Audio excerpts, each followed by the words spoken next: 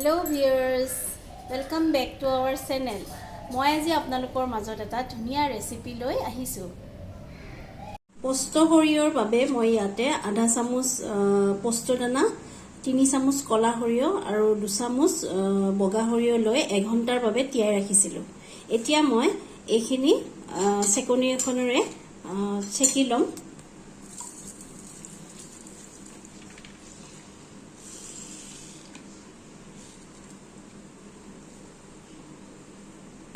এতিয়া মই এখিনি মিক্সিত মিহিকৈ এটা পেষ্ট বনাই লম। অকমান পানী দিম।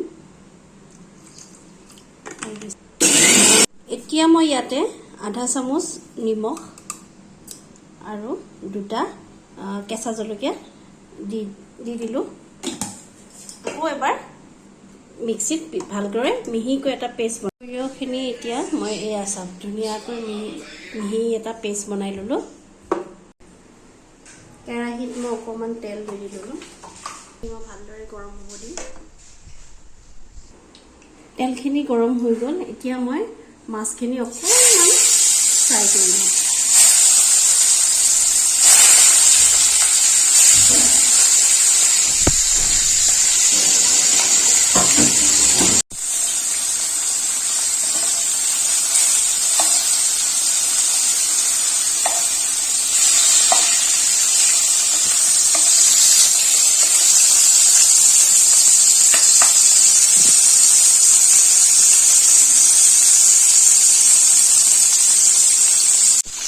এতিয়া মই মাছখিনি ফ্ৰাই হৈ গ'ল। মই এতিয়া মাছখিনি ফ্ৰাই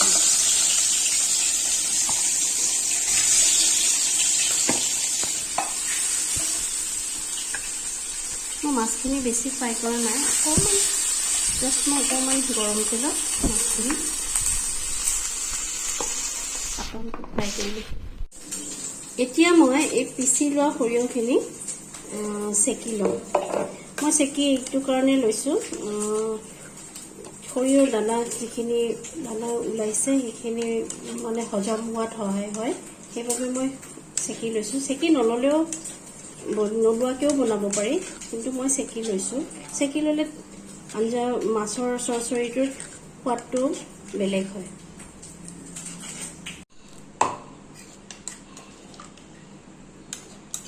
এইখিনি মই ভালদৰে চেকি ল'লোঁ। আপোনালোকে এনেকৈ চেকি ব্যৱহাৰ কৰিব। চেকি ল'লে আপোনাৰ সৰিয়হৰ খায়ো ভাল লাগে আৰু হজম হয়।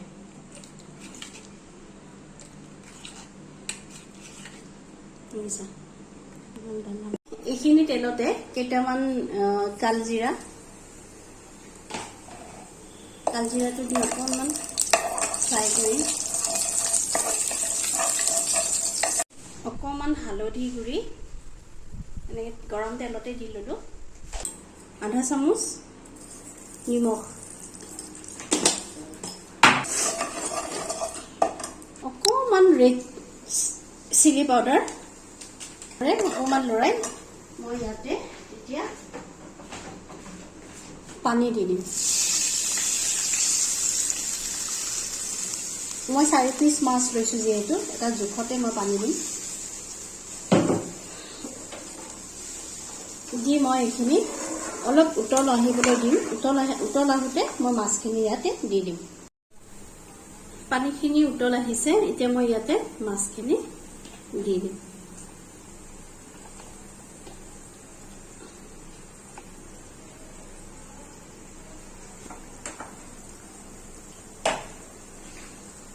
উতলি থাকোঁতে এতিয়া মই এই চেকি লোৱা সৰিয়হ পোস্তৰখিনি দি দিম।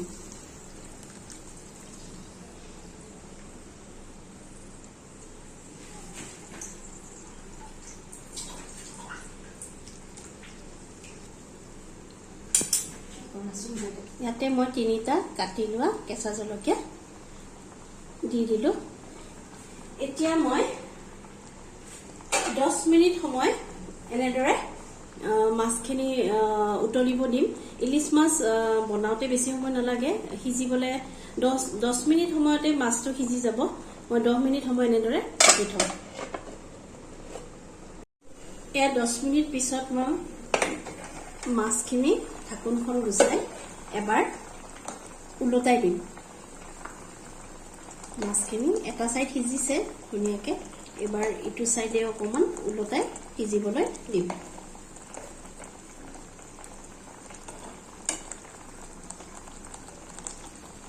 আৰু 10 মিনিট সময় মই এনেদৰে ঢাকি দিম।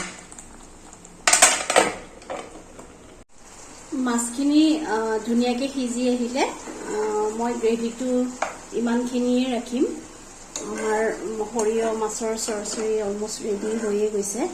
এতিয়া মই ইয়াতে অকণমান কেঁচা মিঠাতেল ওপৰত দি দিম। দি মই গেছটো এতিয়া অফ কৰি দিম।